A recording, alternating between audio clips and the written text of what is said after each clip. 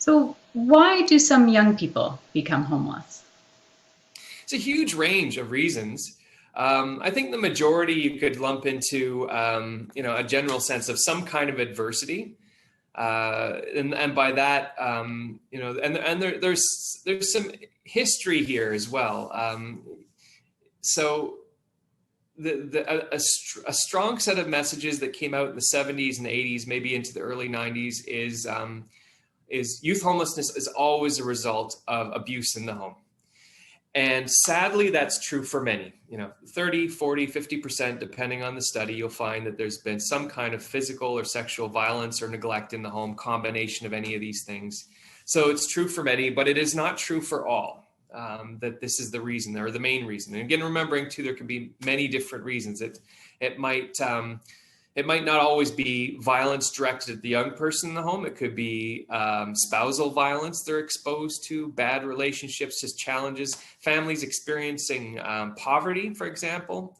Single parents, can't provide the support they'd love to for their kid because they are having to work so hard, 3-4 jobs to just try and keep things going. These sorts of deprivations and challenges that can come along. And this is where, any kind of homelessness is an indicator of what's going on in the whole social fabric of our society and the economy of our society, because often homelessness is the end of various inequities and challenges that people experience in communities and families. But won't get into all that. But other reasons, getting back to your question, I've mentioned already challenges in the school. Young people who, whether they're bullied or they're having learning difficulties. If you look at the wait times, for example, to get a proper psychoeducational assessment in a school, that will tell a kid and their teachers and their parents what's going on and what accommodations are needed.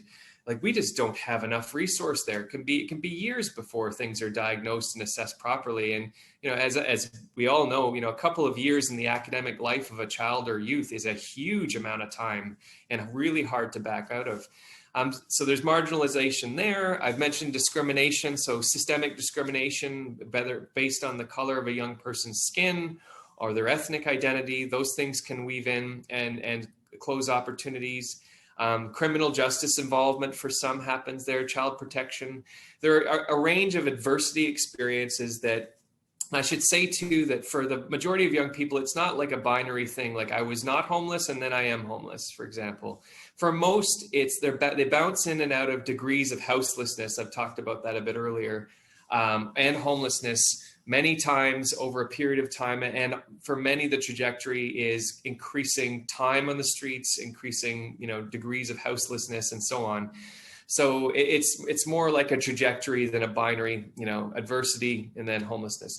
The numbers, I haven't read any recent studies on this, but maybe around a quarter or so of young people are actually thrown out of the home. So it's not their choice. It's not like they're running away. They are thrown out by their parents. And it can be for economic reasons. It can be because of things like their sexual or gender identity that their parents will not accept, or other reasons, but they're thrown out. So there is no choice there. And then the last group I'll mention, there are some young folks who, and I'd say this is a minority, who make some bad choices, who had supportive environments, maybe even doing okay in school, but they make some choices, whether it's about, some arguments with important people in their lives or with their parents or rules, those kinds of things, or perhaps, fall into groups where they start picking up some addictions to substances or alcohol, and they end up on the streets. And ultimately, and sometimes I'll have folks say, yeah, well, those kids, they had every opportunity. They're just being stupid and going out and, they're choosing to leave a great home and all this.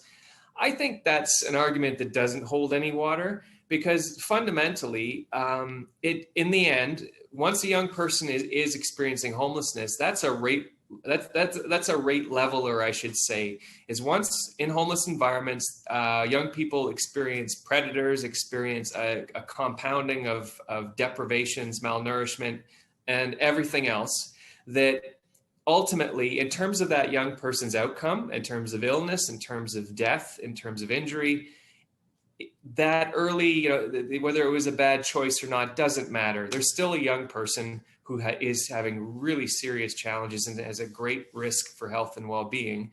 And again, it's a minority of young people that you could say perhaps they turn their back on some decent environments.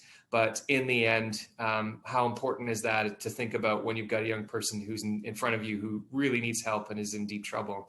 So, and that's kind of a long answer again. It's like you got a nice shtick here of very simple questions and very complicated answers, but that's the answer as I understand it to that question.